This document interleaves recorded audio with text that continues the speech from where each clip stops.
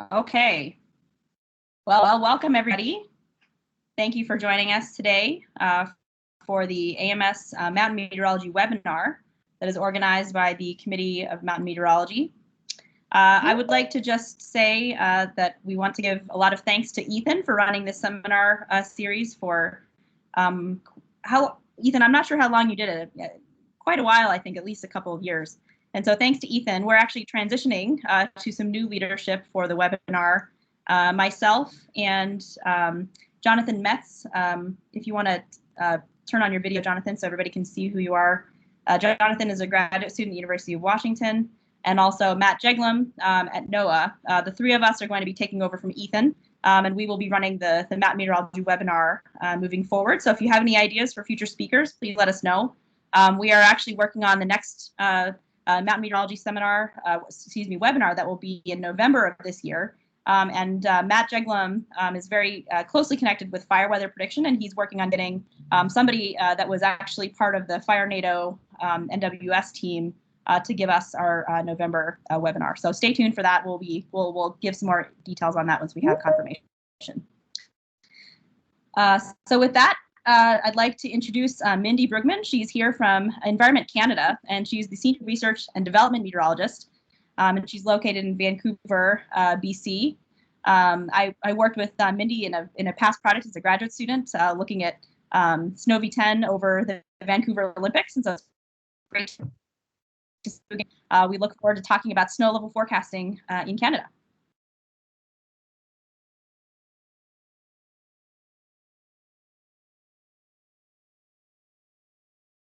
Mindy, can you hear us? Yeah, I can hear you. I okay. Thought you were going to introduce your board or something first. No, go ahead. Yeah, we're ready for your seminar now. So thank you. Okay, great. Thank you for all of those from around the area that are attending. I look forward to hearing your questions and feedback. I did my undergraduate at University of Washington in atmospheric sciences, and my doctorate I did at Caltech, and then went on to the ETH in Switzerland at the VW, and then have been working in Canada since then. First in glacier research, I've been doing forecasting and now research and development for meteorology. So I was quite interested in this problem of snow level. And when we had problems in operations, I watched closely and then listened, and you'll see what we ended up with. And I think it's interesting and relevant to other areas. There are a lot of people involved that have helped with this across Canada, and most recently, particularly in Montreal, and now he's actually in Halifax. That's Mark Verville with Weather Element. Actually, now he's back with modeling out of the Montreal office. So let's move on and see what we're doing with snow level. Here are the North Shore Mountains in Vancouver, from very near our office. The big problem there is, where is the snow level going to be, and how well are the models seeing this? Somebody has their mic on, so I hear an echo, but I'll try to ignore it. So what we're going to do is we need to get that level where the snow falls. An overview here for us is, we'll just give an introduction to what we're talking about, so we get our terminology right, what motivated us, and this new snow level forecast. It's based on, I call it the enhanced wet bulb freezing level. I called it EWBZ, but now CMC is calling it the Brugman model, but I don't call it that, but that's what it's called now. I used updatable model output statistics. That's basically model output statistics that links a model to the surface, but it's updated with new data. And I validated using observations actually up until 2020. And then we transfer it to the Canadian Meteorological Center. Scribe is our text processing, it takes a model to a text for operations. And now we're going from point forecast to grid forecasts. And then we'll look at the implications for snow level forecasting. There are big model differences, as all of you know, due to terrain, boundary layer modeling, hydrometeor drift, and then precipitation impacts. The precipitation is amounts is very sensitive when you're forecasting the snow level. Because if you get the precip wrong, you'll get the snow level wrong. And then there are feedbacks into snow level. So let's see if we can get this right. How is snow level defined? Well, for public and avalanches, snow level is where the level where the ground surface is white and visibilities are reduced in snow. But we have an upper freezing level they called FU. Sorry, but that's what they call it in our scribe summary. It's the upper freezing level. The models do fairly well with that. But below that, we get the bright band. And then below that is the snow level. And below that is rain.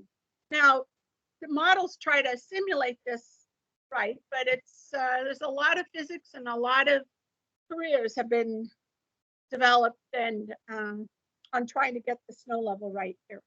We're using Canadian Meteorological Global Environmental Models for 10 kilometers, 25 kilometers, and the high res at 2.5, and also 1K.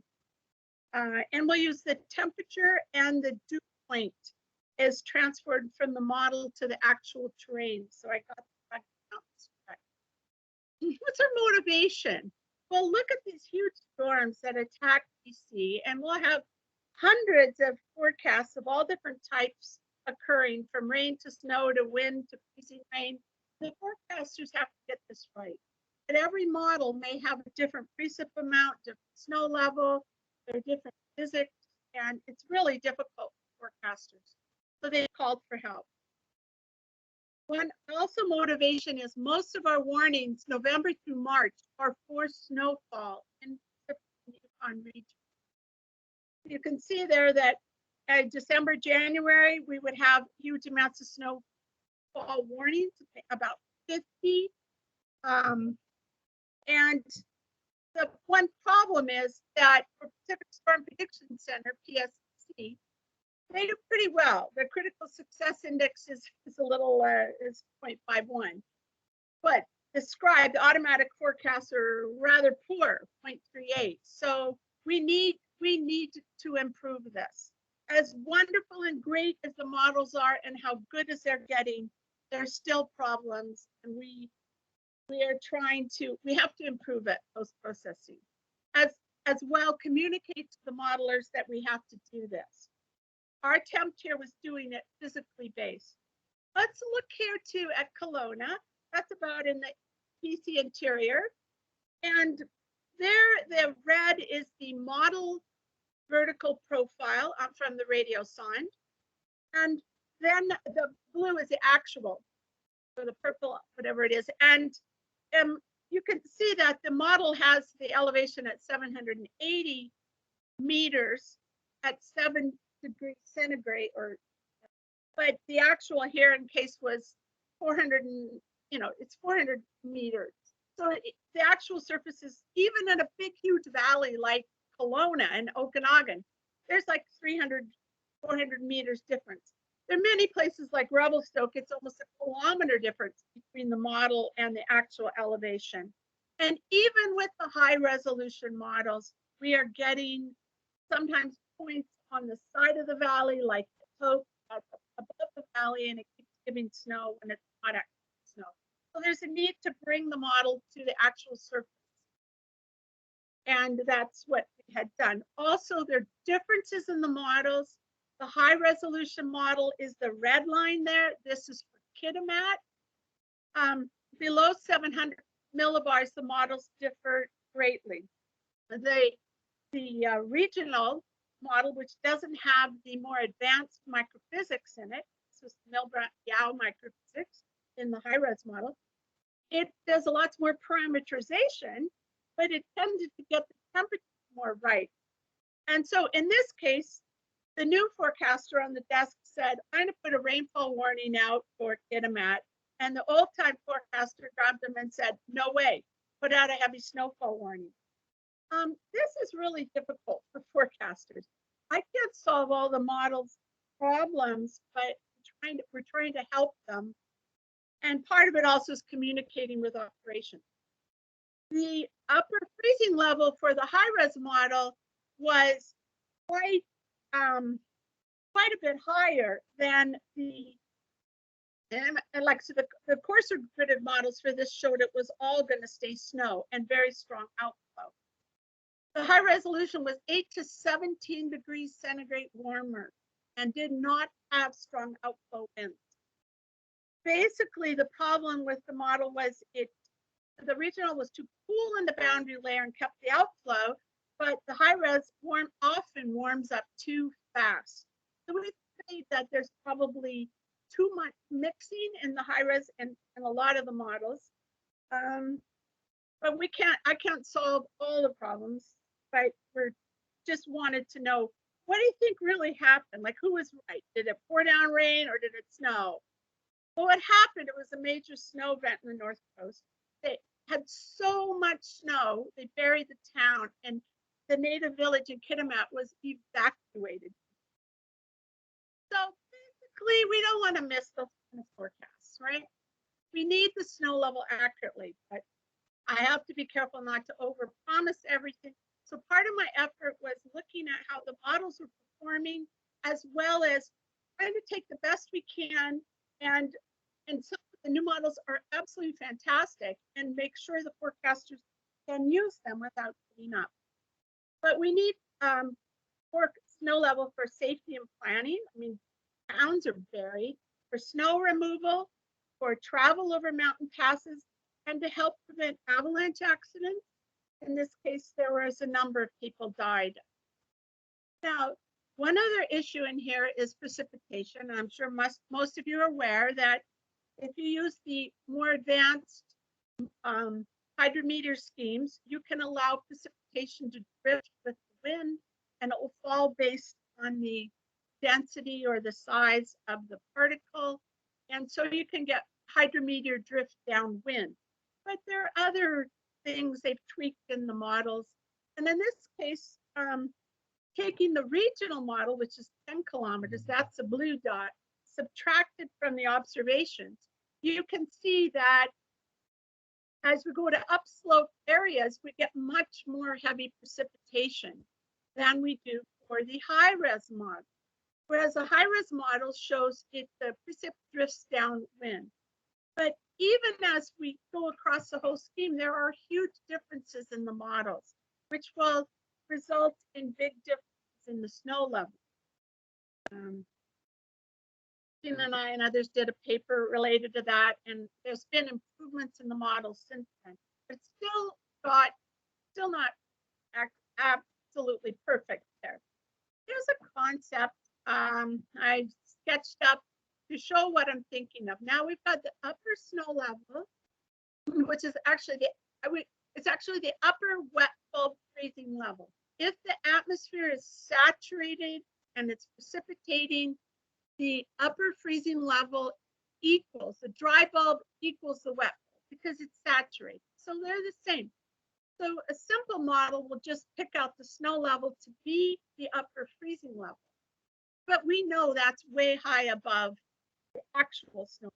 Like at Revelstoke, for example, it might start raining at Rogers Pass, and really quickly snow level drops as it intensifies, and the snow event at Revelstoke, which is easily a kilometer below this pass. Anyone in the outdoors knows this happens. But what I'm choosing to model for the enhanced wet bulb snow level is not exact. I mean, snow will fall below it, but it doesn't tend to stick a lot. Now we're using many different ways to check whether this is right. We check if it accumulates on the web camera. We look at the radar. We look at, it depends on your frequency, but where this level will be. So, but we look with atmospheric profiles. Now, wet bulb freezing, you go, oh, that's some old term. But really, this is what the forecasters have found worked. And physically, it makes sense.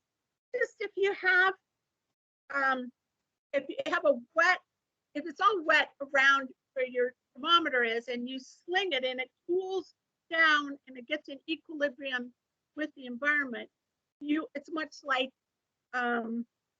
if you're out in the biking in a wet jacket, you're going to get colder. Well, the temperature actually drops colder. And this is a temperature that the hydrometer would approach to. So when that gets down to freezing, we're saying that tracks the snow level. And we tried wet bulb +1, wet bulb -1, and they were close enough. I mean, we said in our algorithm we can always add that in if we have a problem, but it's based on the wet bulb, the lowest wet bulb freezing. And so, just a second, I have to. Okay, so here we have enhanced wet bulb, just kind of a schematic. I probably cannibalized it from somebody listening's talk, but anyway. So as the air moves over the mountains, you get growth of the hydrometeors. They get melt, they fall out, they lift. We have all sorts of processes occurring. We get diabatic processes, which involve latent heat due to the phase change rain to snow, and adiabatic processes, which involve conservation of energy with motion, lifting up, subsidence, and so. Now, the models generally should handle the adiabatic processes well if it gets the motion well. We're just modifying the diabatic processes in what we're doing here. Basically, we take post-processing, modify the soundings based on precipitation rate and the latent heat. And of course, there's magic in there if you have mixed water and ice below freezing. So I use the World Meteorological Organization standards between 0 and -20. So I didn't produce artificial above freezing layers. I went back with the forecasters saying I failed, and then it was the most awesome thing. And mostly now they really like the results. So our input is temperature, dew point, and elevation, upper freezing level, and wet bulb freezing, and precipitation rate, model versus actual terrain, and surface statistical temperature forecast if we have it for temperature and dew point. And often, sometimes they're in error. So we're working on a lot of these things for the gridded forecast.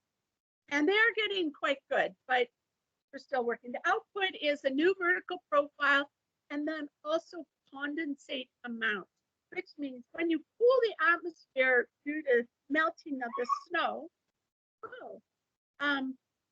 the moisture condenses, and we calculate that the heating of the atmosphere. Well, it's cooling of the atmosphere when you melt the snow, because you have to take heat from around. But what you would then do is you can cause condensation, because I'm assuming that it never gets super saturated in the atmosphere. So trying to keep it from getting super saturated, I get a condensate amount to keep the vapor pressure right at saturation. So anyway, I can keep condensate amount, which actually would give us our lovely little break band that we know occurs. And we tabulate this. Now, this god-awful diagram, sorry, but it's just to show you, we very detail oriented, but I did vertical point profiles, and we took it from the CMC coordinate system, which is staggered in the vertical. And mostly I modified the lower 13 layers to bring it to the surface, and then modified all of them after I dumped the precession, but I only modify it below the upper freezing level. And once all the snow is melted, boom, we go right back to the original profile. Okay, Now for the gridded forecasts, I've worked with CMC. They're just awesome guys there and gals. But we worked back and forth, and Mark took this algorithm and found out that it worked fantastically. So CMC has some issues with me transforming it to the surface. They didn't like the way he did it. So then we agreed that what they're going to do is use the highest resolution 1K model, which generally does pretty good. And then we also use this to get precipitation type. So we computed the transition, condensation, precip. We actually get a little bit more precip because of the condensate. And we get a lot of, and just to show you some examples of this vertical profile, the blue lines are the model profiles for the different models, and you can see they generally are linear, even below the upper wet bulb freezing. So we've got a upper freezing level where the snow starts to melt, and there isn't an isothermal layer. Whereas when we add this algorithm and we say, until all the snow is melted, it stays at the wet bulb freezing. Then when it's melted, boom, it goes back up to the original temperature. And then we just keep track, you know, like your little bank book that you're supposed to keep track of the input, output, where it goes, what happens, and then we add it up. That's how I get the lowest enhanced wet bulb freezing level, which we equate to the snow level, which has proved to be fairly good. Now, here's another one. We first have to transform the model to the actual terrain using relative humidity. You know, I think I said like 98%. I had some value, but we can change that too. And the surface temperature. Obviously, if the surface temperature is below freezing, we've got to include that in. And then we recompute the wet bulb freezing for the snowfall, and we maintain saturation.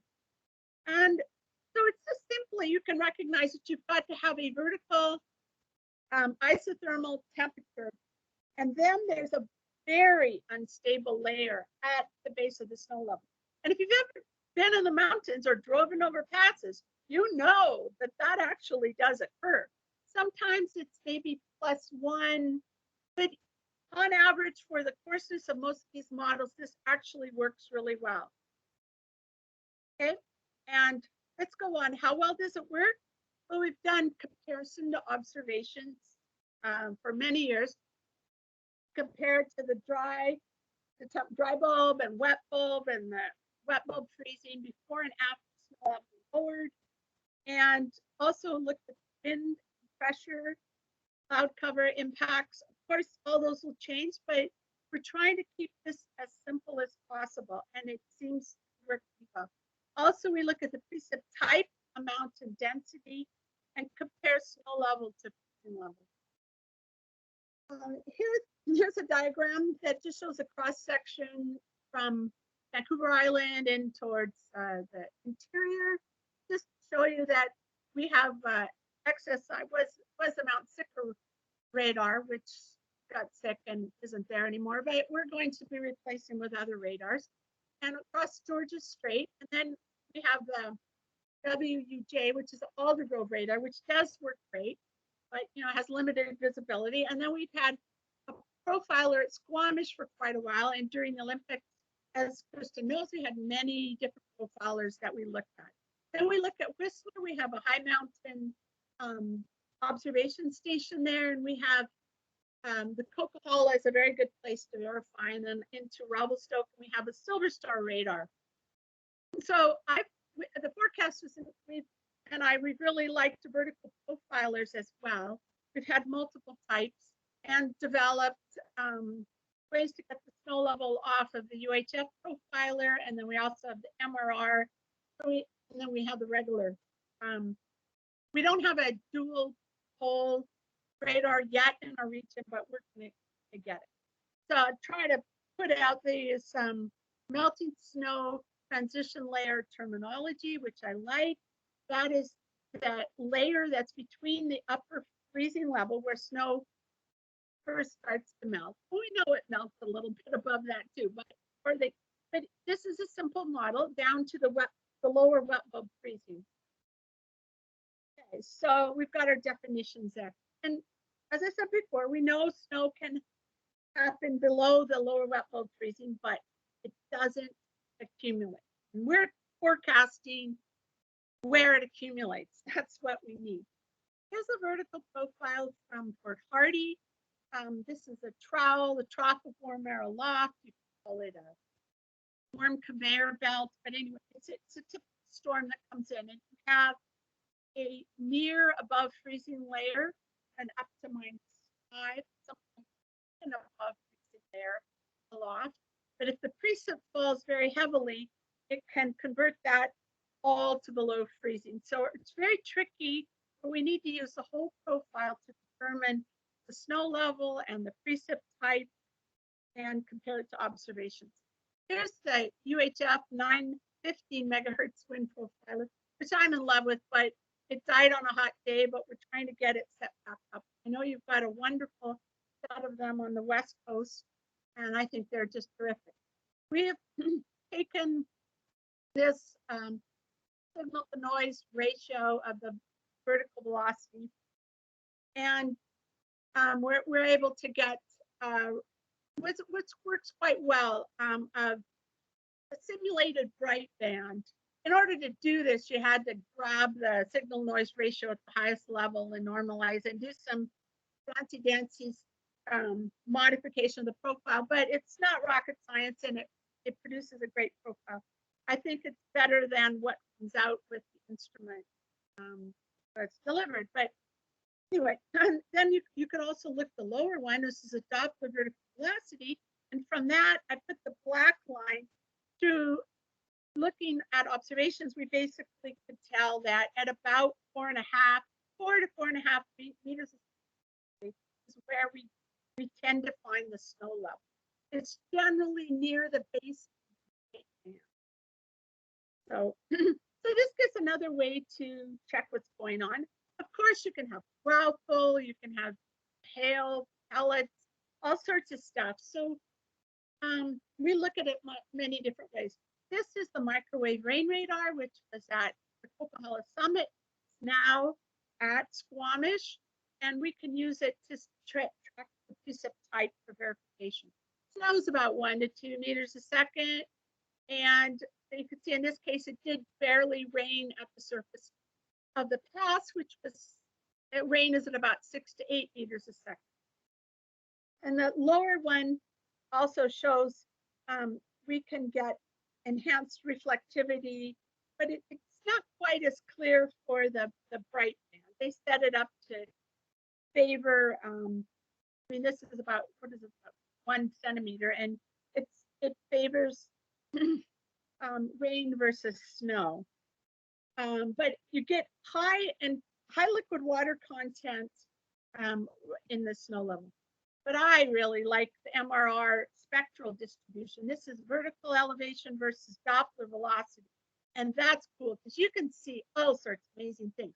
But you see kilometers up, down to below like 500 meters, it's snow. And the wiggles could be precip type variations, but often they're inertial gravity waves causing the atmosphere to go up and down.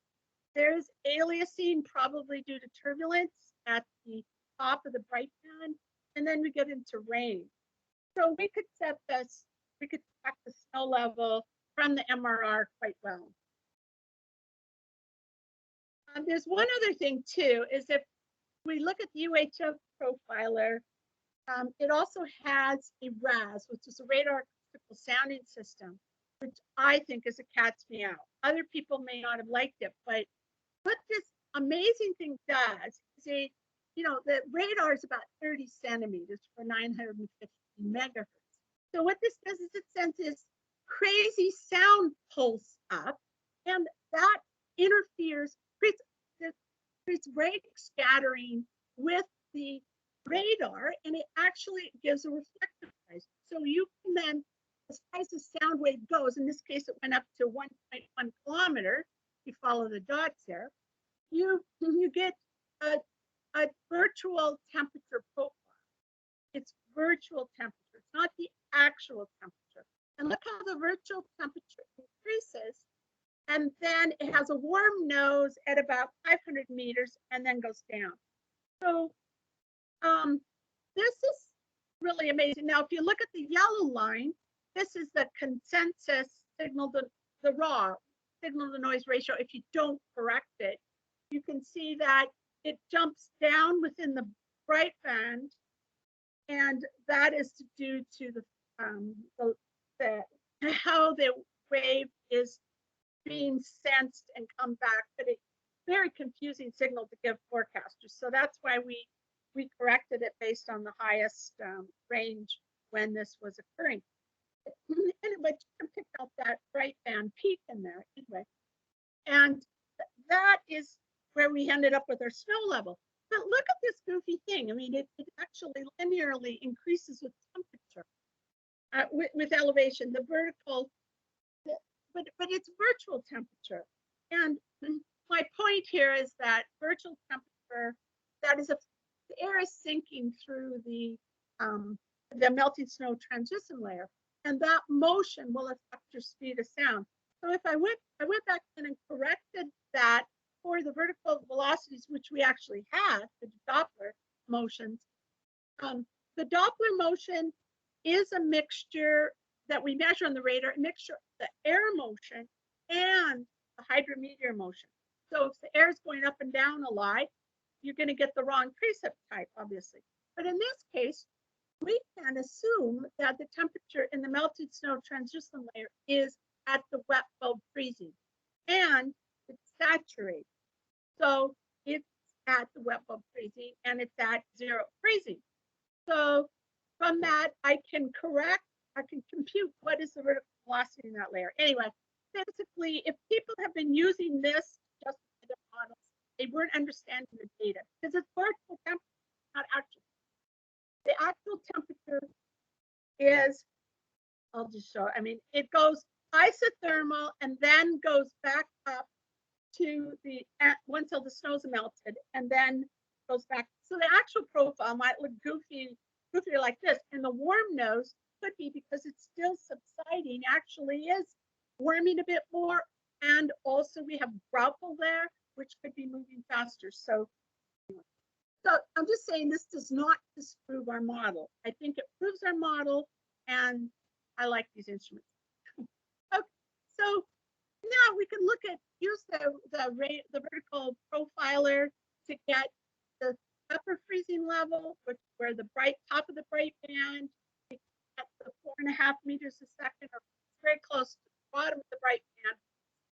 Actually, we go in the middle, and you go over to where we get 4.5 meters a second. So we can get it exactly.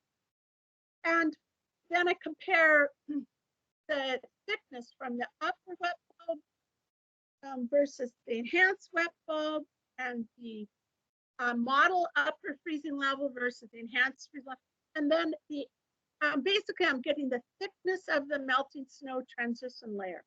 Now, when you only have a very light bit of precipitation, you can get a huge range, up to kilometers. Some places you can get 2 kilometers in the melting snow transition layer. I mean, it might snow at Rogers Pass, and it might snow at Revelstoke, and it's all isothermal.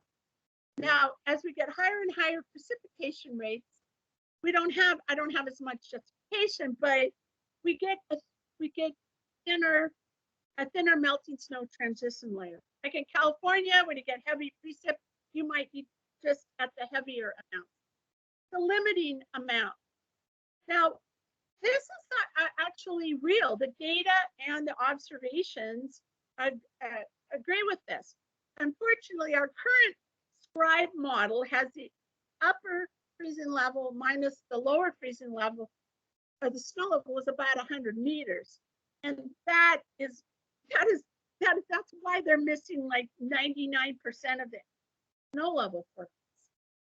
But we have changed that. Now, why the lower one goes up, the lower limit goes up, is because it's the moist adiabatic to control that. Why then does the upper blue line go down? Like, why do we get a thinner snow level with heavier precip. And I already told you, heavier precip should end up with more diabatic cooling and a lower snow level. So that goes back to the physics of what's going on. We get our heaviest precip with atmospheric river. So it's also much warmer with that heavier precip. So I think that our obs and our models are capturing how snow level is modified. And realistically, it makes sense physically, and atmospheric rivers make sense. So just to go through a few more examples, this is the MRR, which is the K-band vertical profiler. You can pick out the upper freezing level. It's a little harder to get out the snow level. So what I do, showing the forecasters how to do this, it's easy to pick up 2,500 meters, bang. We agree at that. But now where in the heck is the snow level? Now, like a lot of people just say it's just rain below that, but we know that's not right. The actual snow level in this case was about 2,000 meters. And there I go down to where it intersects 4.5 meters a second. And if you, that's what's actually there. And here, sorry, this is hard to understand, but basically I've gone through multiple times and compared what the models had, what our forecast had, and you'll see in there that we had big differences in precipitation. Here in this case, our model with the regional model didn't do too bad, was within 100 meters. But the high-res model, go down to 0.6 Zulu, it didn't have enough precip. Look, it was off by, it was too high by 7 to 8 millimeters. And it also had a snow level that was too high, which is a mixture of the model being a bit too warm, but also the models, the high res tended to be too dry in the valley bottom. We're not certain why, but it might be too much evaporation. But we'll work more at that. But can't solve all the problems, but basically the high res and the regional were accurate for the upper freezing level, and the enhanced wet bulb gave a better snow level. The high res was generally too dry in the melting snow, so the melting snow transition layer was too thin and the snow level's too high. So let's look at a few implications for near the snow level. And then going into a summary and to end this off, the profile becomes very unstable near the snow level. Precip enhancement must be occurring there with upslope flow. I've driven through that many times. Generally very heavy precip right below the snow level on the Coquihalla, I can tell you. Orographic lift increases the stable upslope flow. There's greater convection implied. Now, our models should be able to forecast this if it gets the vertical profiles right, but right now I think there's some issues with the vertical profiles. Diabatic cooling due to melt and snow level lowering locally will create very heavy wet snowfalls, and it may reduce and have less precip actually that reaches the leeward slopes. Now here's the warm, WCB is warm conveyor belt for atmospheric river precipitation, snow level feedback in the mountains. So if you get this warm, moist jet coming at the mountains, and I know you guys are all modeled and worked on this, and you can see the snow level will tilt down into the mountains because most of the heavier precip will cause the snow level to drop so that they tilt. But you get strong upslope flow, heavier precip with this atmospheric river situation, more cooling at the snow level, very unstable at the snow level, more vertical motion, and even heavier snow. So in our simple post-processing algorithm, we're not simulating that heavier snow. So let's apply it to the real world. This is just south of where I am now. I'm in Revelstoke now, luckily working from home. And this is these are the Selkirk Mountains, just across Arrow. But you can see up high, there was a snow level, a rain that went up quite high event, and then it went back down. So the highest elevation was never melted. So we're trying, tricky to get the snow level over snow. I'm sorry, this is like, you might need to put on your disco glasses, but we're trying to get outputs for the forecasters. This is a gridded 2.5 kilometer model for all of Canada. We call it weather element on the grid, WEON. Here it's 2.5 kilometers. It's post-processing, and Mark Verville has used this algorithm, and we've gotten really good results, except it's difficult in the terrain where they weren't thrilled about using our algorithm because they said it didn't work well enough in Eastern Canada, but it worked so well for us that we're still arguing about it, and that's why we got down to 1 kilometer. That was our agreement. As long as they use 1 kilometer and our algorithm, we're closer to the terrain. To have the snow level forecast work well, I've found, comparing to radiosondes, the lowest 13 ADA levels. We have terrain following model levels, and they're called ADA levels. So if you modified the lowest 13 to bring it down to the surface, you got better results. And I power smooth in the UMOS, but now we're going to have gridded UMOS, and it's very tricky because we bring a valley observation location for UMOS into a gridded forecast and then bring it back down to the terrain. And it's difficult, but we're trying to do that better. Conclusions are the enhanced wetflow freezing level improves the Canadian operation snow level. All the models benefit. Now we have the 1 kilometer and 2.5 kilometer, but soon we're going to have the 10 kilometer and the 25 kilometer. And it's going to be available in this gridded format. Also soon they're going to call the 2.5 kilometer the regional model because we're moving to even finer grids. I mean, they have it down to 100 meters, but we can't deal with that in operations yet.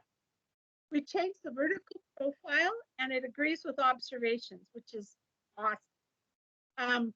The more tense profile precipitation leads to a lower snow level. This implies that precipitation is enhanced near the snow level and an upslope flow.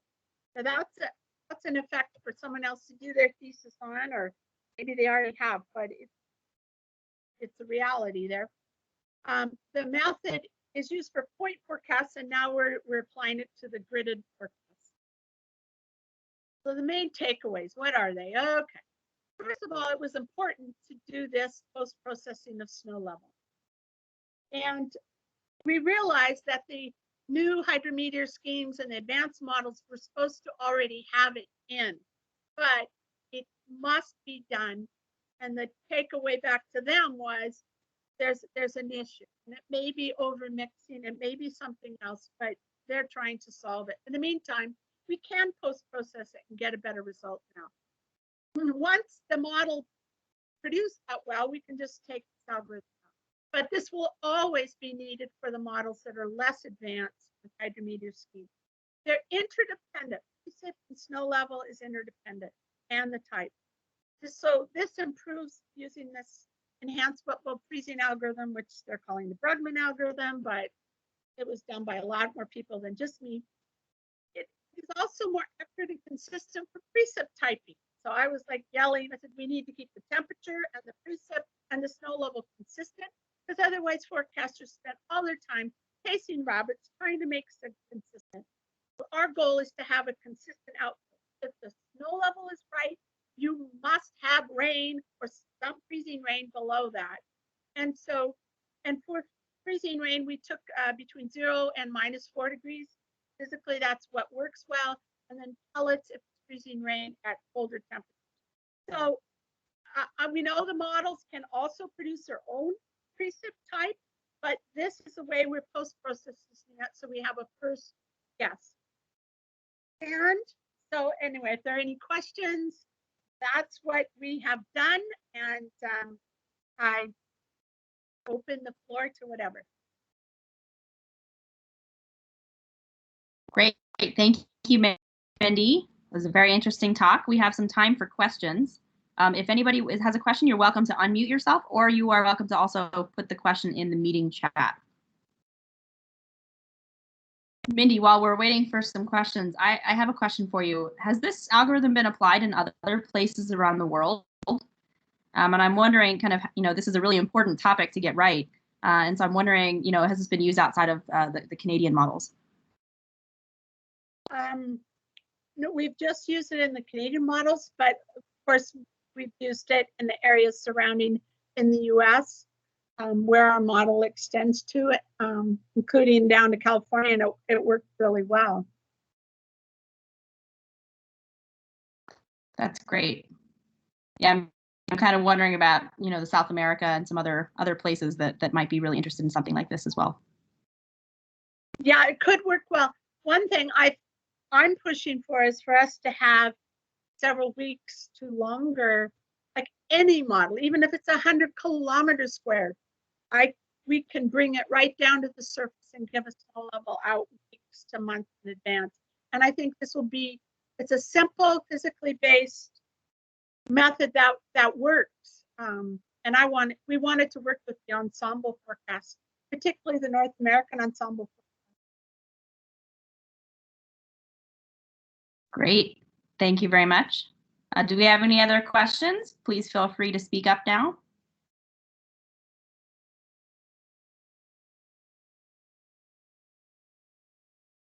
If waiting for people to ask a question on here, we talk about the Duvet snow level ratio. You're going, what is that? In Canada, we know what it is because Duvet is a real keen forecaster and now researcher, and he also knew there was a problem with precipitation, with snow level, snow density. So similar to how we've done with snow level, he did with taking the conditions at which different snow types we know would occur, and then he used that to forecast based on observations the snow density that would result from different vertical profiles. So for our algorithm, since we're changing the vertical profile with the precip falling through and melting below this upper freezing level, we actually cool the atmosphere, so we then send this to the next portion of the computer program, which computes the snow density. So it's really cool that we can link back and forth with post-processing. And at the same time, we're telling the modelers, we're looking for improvements, but until the forecasters can tell us that the model alone is okay, we need to do this post-processing.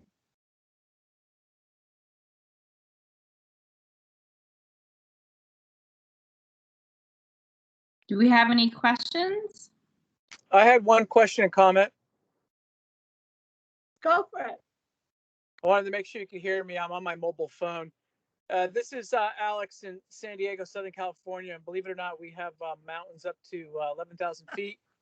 So we deal a lot with snow level, snow accumulation.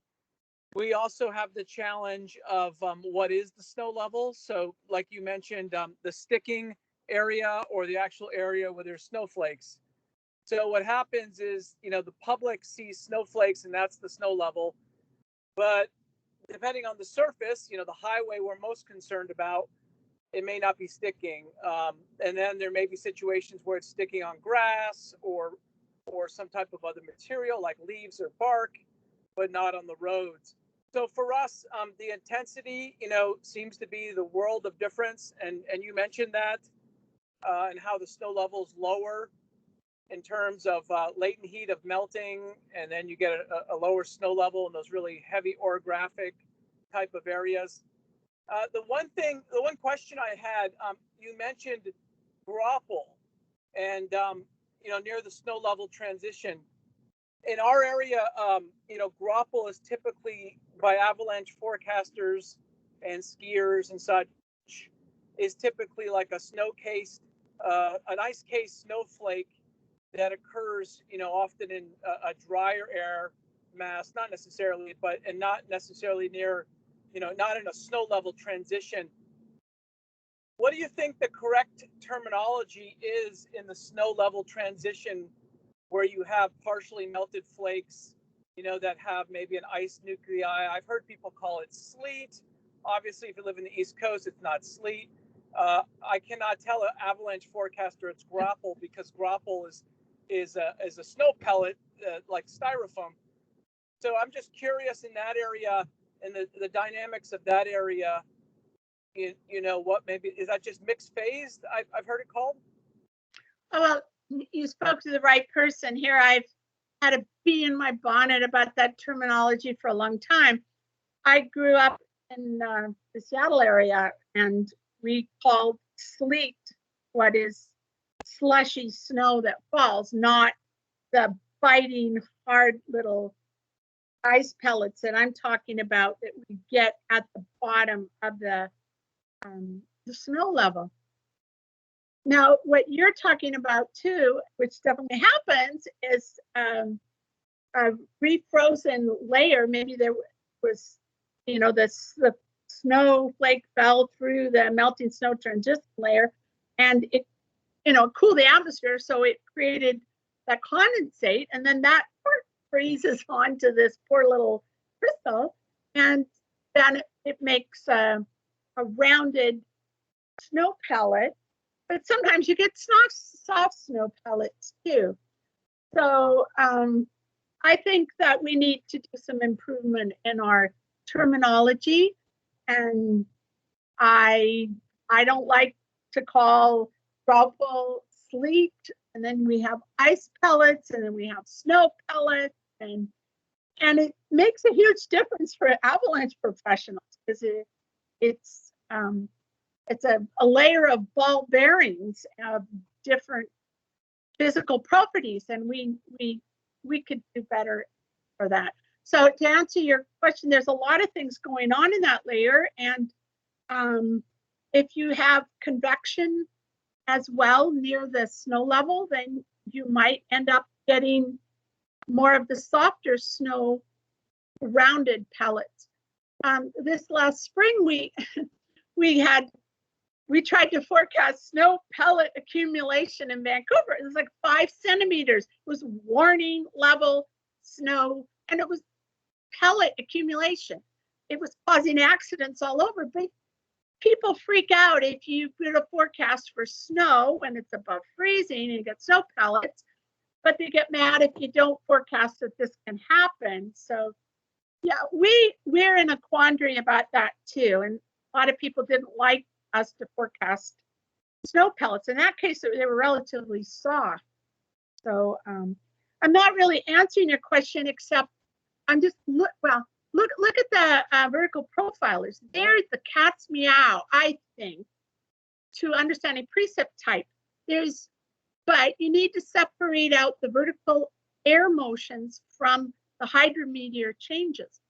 And my contention there is that we always see a acceleration peak and a warm nose below the snow level. I didn't go into all the details of what we're creating. It would be great for people to look at that in more detail, but it is always there. And the best explanation I would have is that the air is moving down, but it's little pellets. They may be snow coated with ice, like you mentioned, or it may be slush balls, or it may be a little graupel. In the Vancouver Olympics, they used the term graupel because we had a lot of people from the East Coast there, and they made a big point about it. And so, okay, so we could feel it. You put your face up right at the base of the snow level, but below it, you can feel these buggers hitting you, and they're just like, it's as bad as these, no-see-ums that I get in the afternoon. They peck at your face and they hurt. They bite. the definition of grapple for us is that it's little ice pieces that bite. And the East Coast, you might call it, well, we might call it ice pellets. But that's a long-winded thing to say. I'm with you. I understand. I think we in the mountain community should improve this. I appreciate that. It definitely answers and also asks more questions, because I've had the luxury to live and ski in a lot of part of the United States, Vermont, Virginia, California, Utah.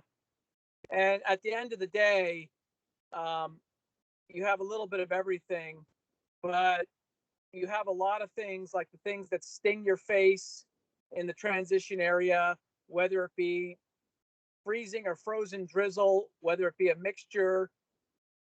But I think a lot of our terminology in the meteorology world, especially for snow type, really needs to be shored up, because our end users, same with our beach folks that we work with on the surf, you don't go to the beach and call it a riptide anymore. Otherwise, you lost communication with them. So in the mountains, I think, scientifically and for our public, we have a cold front that comes through and it lays down a quick half of inch of snow pellets. And then it starts becoming real beautiful big flakes. And then it becomes steady, smaller flakes, aggregates. It makes a difference in terms of like how much is sticking, how much is not, how bad your forecast is perceived to be, how good your forecast is. And overall, it makes a big difference on your accumulation. You did mention snow density, which was good to hear. It makes a difference on your overall snow accumulation. Extremely hard to forecast all that. I get it. But it's very easy to observe it. And I think when we observe it, we at least need to try to make sure the terminology, even if it's East Coast, West Coast, Canada, because I think a lot of it's mostly the same process, just a little more of certain types in different areas. The one thing we don't get out west, and you grew up in Seattle, so you can appreciate this, it sounds like, we don't get sleet and ice pellet. It's very difficult. We get freezing rain, in Oregon, Washington, maybe Northern California. But what's amazing, in Southern California and in Central California, we get freezing drizzle when you don't have enough ice in your cloud. And it can be as much as 1 inch thick. Amazing. And it's devastating on the impact on power lines and ski lifts. But yet it's almost never talked about and never forecast. Anyway, that's long-winded too. We could talk more later. Yes, it's very, very interesting. We should have more interactions with our forecasters to the West Coast. We do get freezing drizzle in Canada and even in the West.